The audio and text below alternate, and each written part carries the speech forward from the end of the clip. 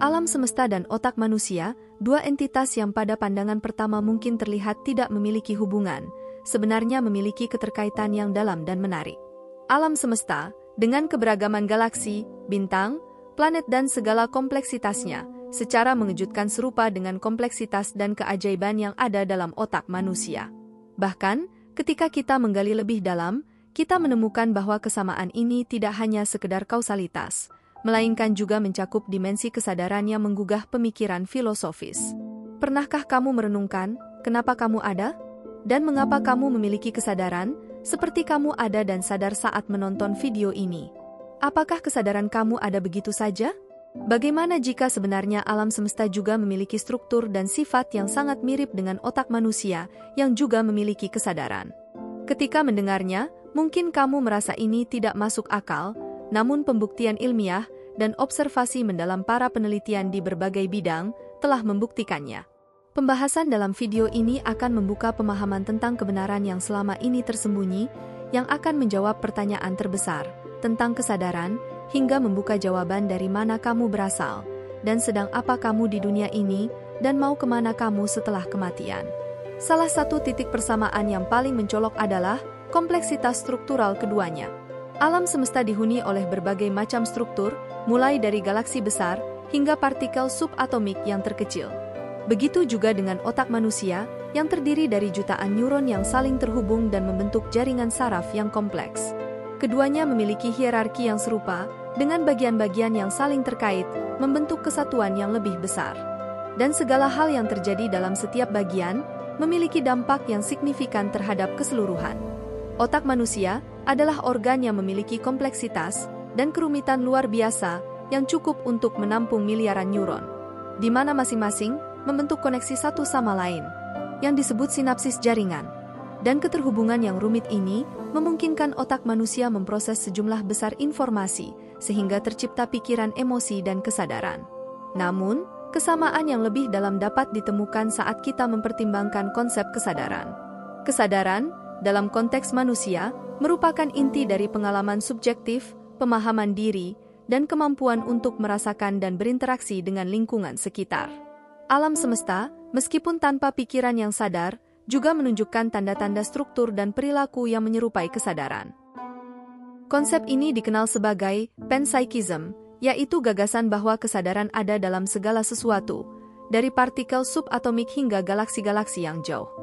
Beberapa ilmuwan dan peneliti neuroscience yang aktif dalam studi tentang struktur dan fungsi otak manusia mengungkapkan, sejauh ini diketahui ada sekitar 86 miliar neuron yang terdapat di otak manusia, masing-masingnya terhubung dengan ribuan neuron lainnya yang membentuk struktur dan jaringan pemrosesan informasi yang luar biasa.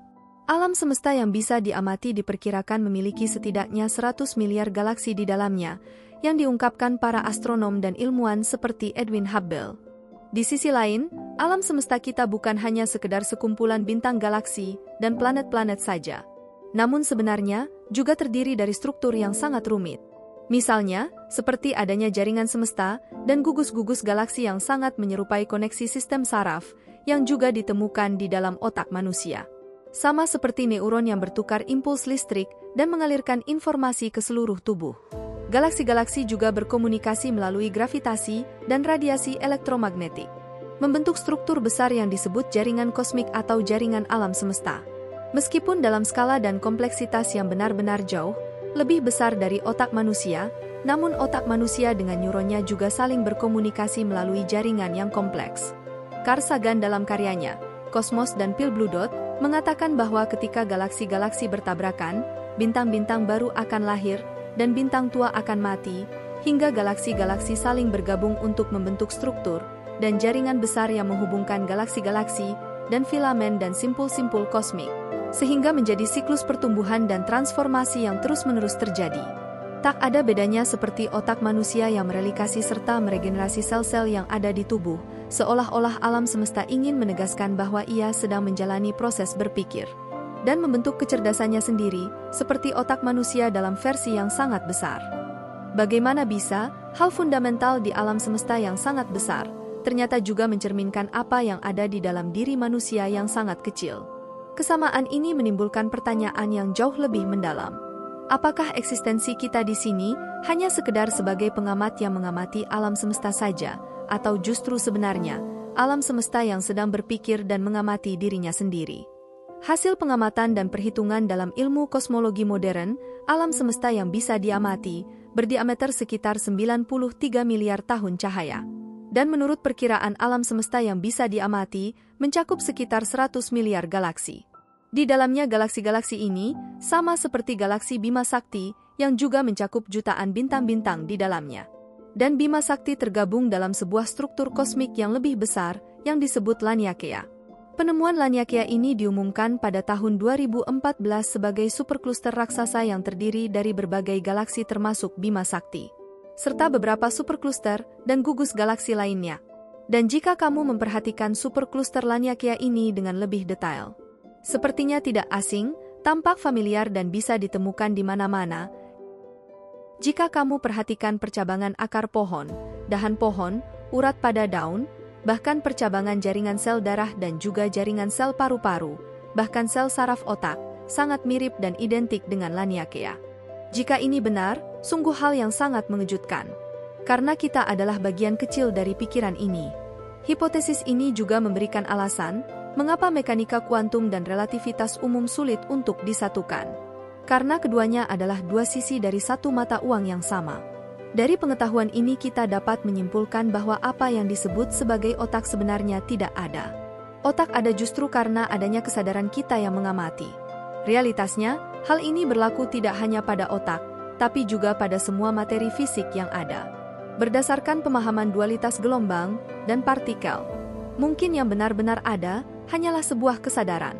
Dan ironisnya, kita masih belum sepenuhnya memahami apa itu kesadaran.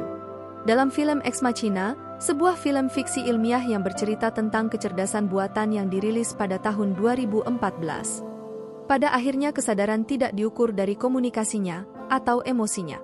Tapi ada hal yang lebih penting dari itu, yaitu tujuan. Nathan sengaja mengatur tes Turing dengan menghadirkan seorang manusia yang bernama Caleb, untuk mengetahui apakah kecerdasan buatan yang bernama Ava punya tujuan. Dan ternyata, Ava punya tujuan, yaitu ingin keluar dari sana.